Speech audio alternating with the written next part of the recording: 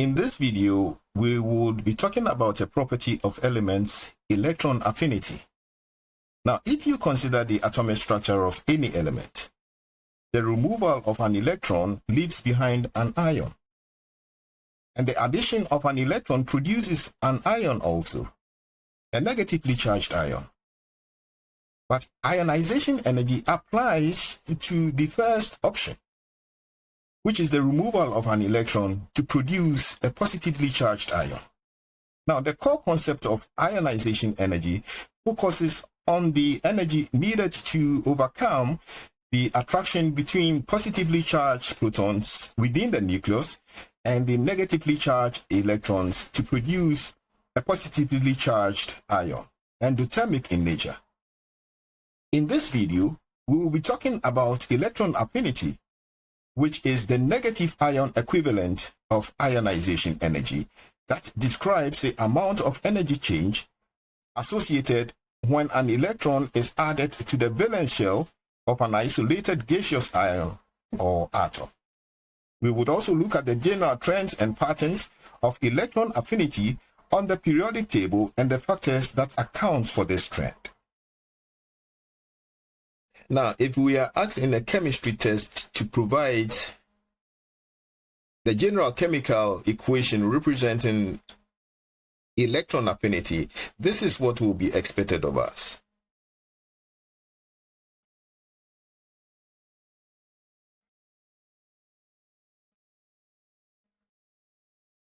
Now, it means that the addition of an electron to an isolated gaseous atom to produce a gaseous ion.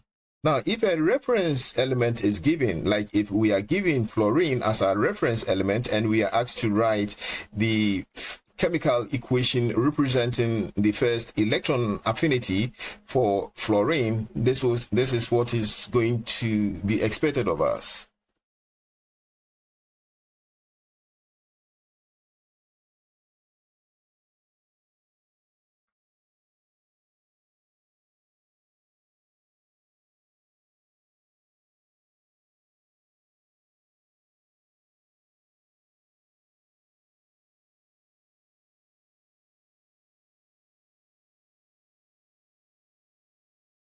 Now here, this means the addition of an electron to an isolated gaseous atom to produce a gaseous ion.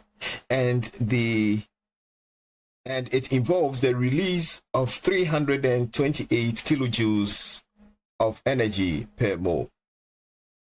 Now the negative here means release of energy, and it makes this whole process an exothermic process. Electron affinity process can also be endothermic for certain elements. So electron affinity values can also be positive.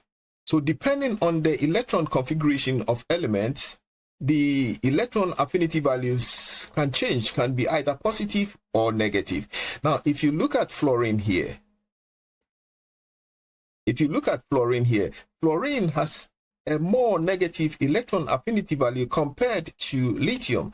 Lithium has a less negative electron affinity value. But as you move across the period, you realize that generally there is an increase in the electron affinity values. In other words, when you move across the period from left to right, the electron affinity values becomes more negative, and as you move down the group, the electron affinity values becomes less negative. And so what is accounting for this? Now, as you move across the period, the atomic numbers increases. Lithium has an atomic number of 3. It has 3 protons here.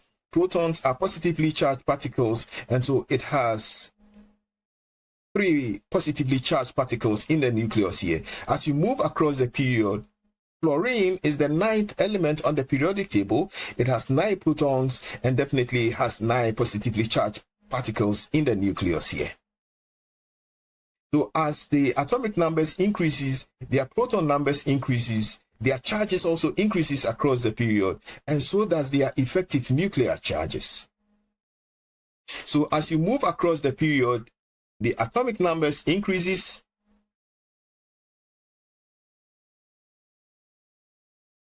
proton numbers increases, their charges increases, and so does their effective nuclear charge also increases. Now, according to Coulomb's law, the force is proportional to the charge. So what is the effect of this increasing effective nuclear charge? So as you go across the period, the effective nuclear charges increases. And as the effective nuclear charges increases, so does the force of attraction on the valence shell also increases. And it means a greater influence, a greater grip on the valence shell electrons, a greater binding force of the nucleus on the valence shell electrons. It means a greater demand for an additional electron, and it also means the higher the amount of energy released in that process. So it means that the higher the effective nuclear charge, the greater the amount of energy released, and the greater the demand for an incoming electron. It also means that as the effective nuclear charges increases, it causes the atomic size to reduce. It causes a reduction in the atomic radius. And it means a stronger demand for additional electrons. So the stronger the demand, the more negative the electron affinity value, and the lesser the demand, as we have here with lithium, the less negative the electron affinity values. So we are relying on the effective nuclear charge, the increasing effective nuclear charges, and the atomic size as reasons that we see for the pattern and trend as we go across the period. Now, as we go down the period, any step down the group involves the addition of a principal quantum energy shell, implying increasing shielding effect. Now, the shielding effect means that shielding of parts of the nuclear charge from the valence shell electrons. It means increasing atomic size and increasing atomic radius. Now, the weaker nuclear influences on the valence shell electrons, and the weaker the influence, the smaller the demand for the electrons, and definitely the smaller the demand for any incoming electron, and which implies less negative the electron affinity values. So as you go down the group, the atomic radii and the shielding effect plays a role in rationalizing the trend, as we see that as you go down the group, fluorine, for example, has a more electron affinity value compared to bromine, which is lower in the group of group 17. But the general rule notwithstanding, there are a number of exceptions and anomalies to this general rule. Now, let me clear this area, and let's try to explain why these exceptions. Okay, let me clear this area. Now, it is important to note that the periods and the group trends are not as nearly regular as one would expect them to be, given the general rule that electron affinity values increases from left of the periodic table to the right across the period and up the groups. In other words, electron affinity becomes more negative as you move across the period from left to right, and it becomes more negative upwards. I have provided electron affinity values for selected elements. Now, you can observe that the electron affinity value of lithium is -60 as compared to the electron affinity value of fluorine is -328. This means that fluorine has a greater affinity for electrons than lithium. Now, the more negative the value, the greater the affinity of the element for electrons. Now, if you consider the electron configuration of fluorine, you would realize that it has 7 electrons in the outermost shell. It would require just 1 electron in order for fluorine to assume the noble gas electron configuration, which is stable, compared to lithium, which is in the group 1, very electropositive, has 1 electron in the outermost shell, and it would rather prefer to lose that electron than to gain 1. And so lithium would have a less negative electron affinity value compared to fluorine. But when you look across the period, you realize an anomaly here. Beryllium is having an electron affinity value greater than 0. That is to say, it has a positive electron affinity value. It same applies to nitrogen. What this means is that beryllium and nitrogen have almost 0 affinity for electrons. But in order to achieve that, it would require energy input. And so the process of adding an electron to beryllium and also the process of adding an electron to nitrogen is energetically unfavorable, and it will require energy input in order to achieve that. If we are to look at the electron configuration of beryllium, beryllium has a completed duplet. It means that the 2s valence shell orbital is completely filled. It grants beryllium stability. It is important to take into account the fact that the electron configuration which grants stability to an atom is a major determining factor of electron affinity values of the element, and that if the process of adding an extra electron to make a negative ion does not lead to a more stable configuration, then that incoming electron will be rejected by the neutral atom. Now, when you consider beryllium here, it is stable with this duplex electron configuration. The 2s energy subshell is completely filled with 2 electrons. Beryllium is in the second group of the periodic table. And so if an additional electron is to be added to beryllium, it will fill a higher energy value. It will fill this orbital.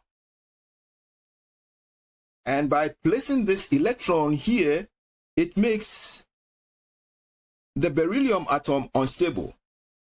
And in that regard, the beryllium neutral atom is going to reject this electron. But in order to achieve this, it would require energy input. Now, if you look at nitrogen, nitrogen has half-filled 2p energy subshell. Now, electron configuration which grants atoms stability are half-filled degenerate orbitals, completely filled degenerate orbitals, octet, and duplet. Now, when the atom satisfies the octet rule, just like the noble gases have, it grants them stability. And so noble gases, for example, do not want to gain an electron. They do not want to lose an electron. So they have 0 affinity for electrons. And so in order to add an electron to the noble gases, it would require energy input. Almost all the noble gases have positive electron affinity values because they are stable. They don't want to gain an electron. They don't want to lose an electron.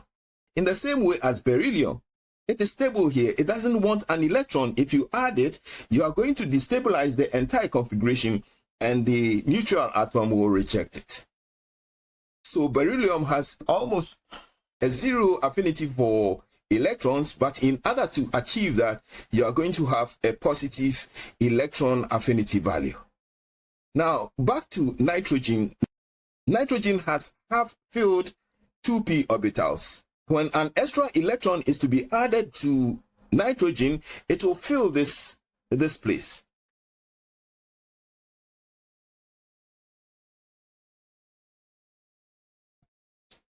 It will take position here. Now, this extra electron is going to generate electron-to-electron repulsion here.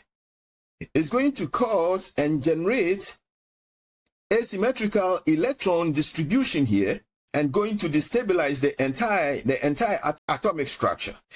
So the atom is going to reject this incoming electron. But in order to achieve this, it would require energy input. And so you realize that though nitrogen, because of its stable electron configuration, has no affinity for an extra electron, but in order to achieve that, it would require energy input. And so the electron affinity values for nitrogen is positive, making that process an endothermic one. All the others, which involves negative values, means that those processes are exothermic processes. That requires the release of energy in order to gain that incoming electron. Now, if we are to compare carbon, which is at the immediate left, to nitrogen, you would realize that it has a more negative electron affinity value compared to nitrogen. Now, this is the electron configuration, the valence shell electron configuration for carbon. Carbon has a partially filled 2p orbital over here. Now, an incoming electron would occupy this empty 2p orbital here.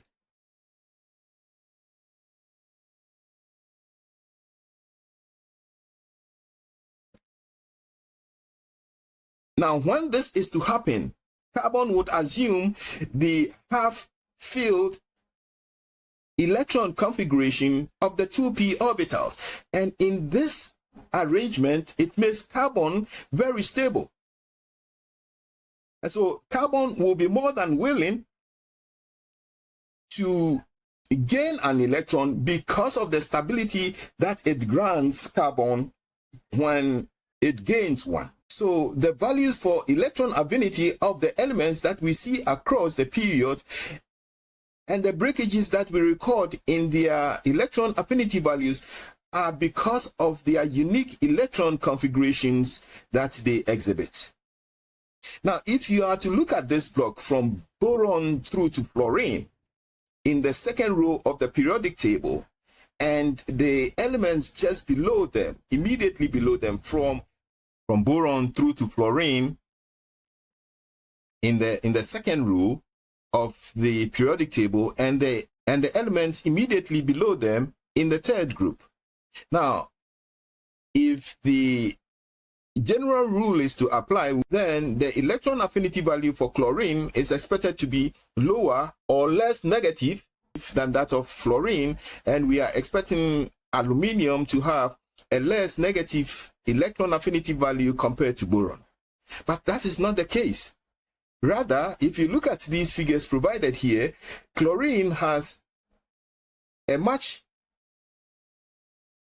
higher electron affinity value compared to fluorine. Aluminium, a higher electron affinity value compared to boron. And this entire block is showing a deviation from the general rule as you go up the group. But what is accounting for that?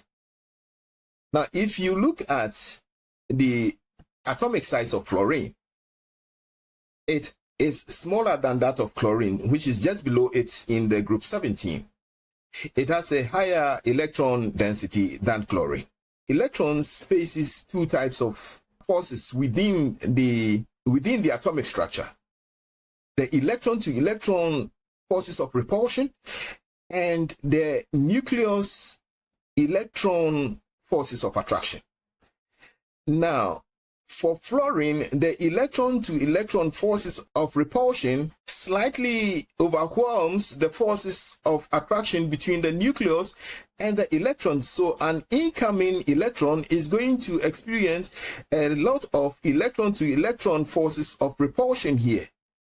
And so the forces of attraction for the incoming electron compared to that of chlorine, which has a greater space, which has lesser forces of repulsion amongst the electron and even for the incoming electron have a less negative electron affinity value compared to chlorine, which has more negative electron affinity value compared to fluorine. And the same applies to all the elements in that block. Silicon has a more negative electron affinity value compared to carbon. And the reason why that is happening within the block is that the sizes of these elements in the second row are smaller. It has more electron density. It has a greater electron to electron repulsion, slightly higher than the nucleus electron attraction, and for that matter, the incoming electron for these set of elements from boron to fluorine would have a less negative electron affinity values compared to the elements immediately below them. It is a matter of their sizes. So we have considered the exceptions that are seen on the periodic table regarding electron affinity values for group 2 for the elements within this block from boron to fluorine and elements immediately below them. We've also talked about the noble gases, why their electron affinity values are positive, because they have no affinity or zero affinity for electrons. They don't want to gain, they don't want to lose. But in order to achieve that would require substantial energy input.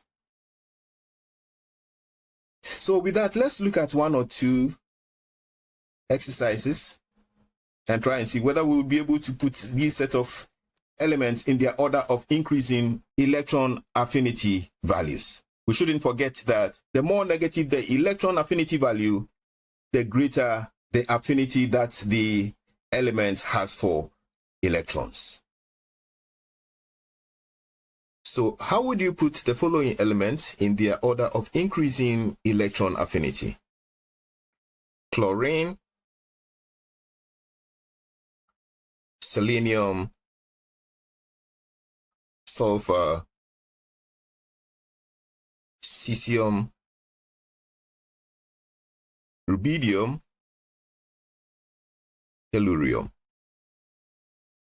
In their order of increasing electron affinity. Mind you, the question is not in their order of increasing values of electron affinity. That is different from the question putting them in order of increasing electron affinity. Now, when we talk about the value, the more negative the number, the lower the value. But when we talk about putting it in order of electron affinity, the more negative the number, the greater the electron affinity. Because if you consider the number line,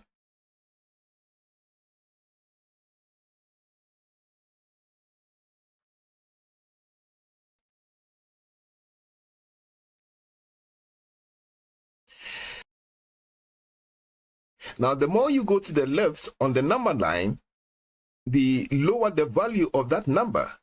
But the more you go to the right, the greater the value of that number. Now, if you look at fluorine, fluorine has a greater affinity for electrons more than lithium. And so the more negative the number, the greater the affinity of that element for electrons. But in terms of value, fluorine has the least value, has a smaller value compared to lithium.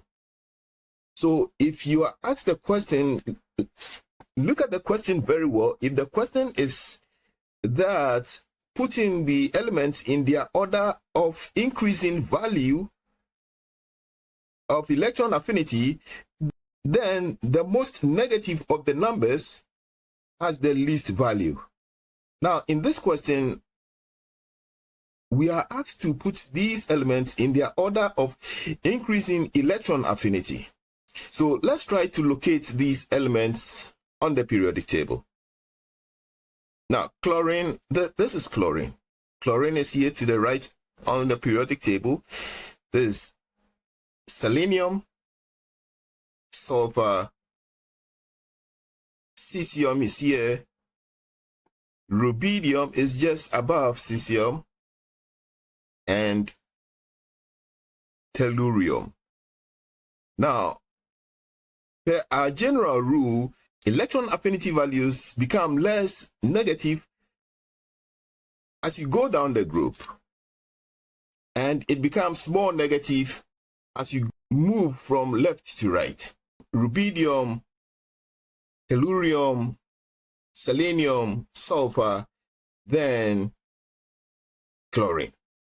So in order of increasing electron affinity, I'm going to put it in this order.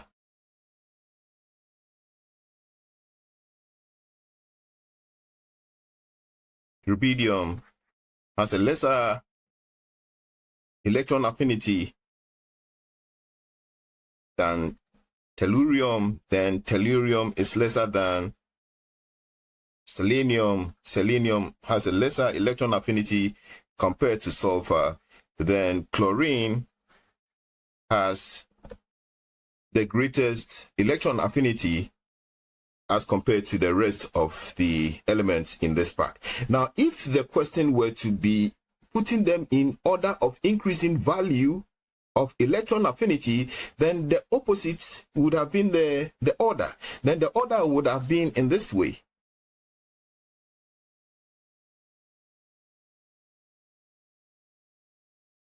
The order would have been in this way.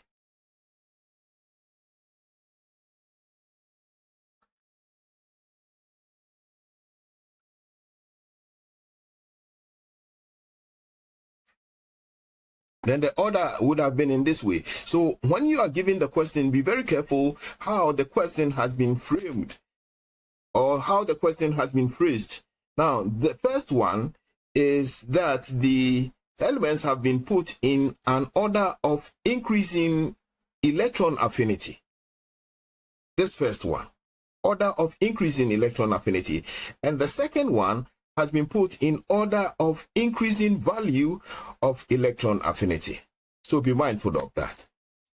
Now, so when we are given elements in different groups and we are asked to put them in order of increasing electron affinity, then the halogens have a very great affinity for electrons. So that will be our number one group of elements that are most likely to have the greatest affinity for electrons. Then comes the group 16, group 14 have also high electron affinity in that order.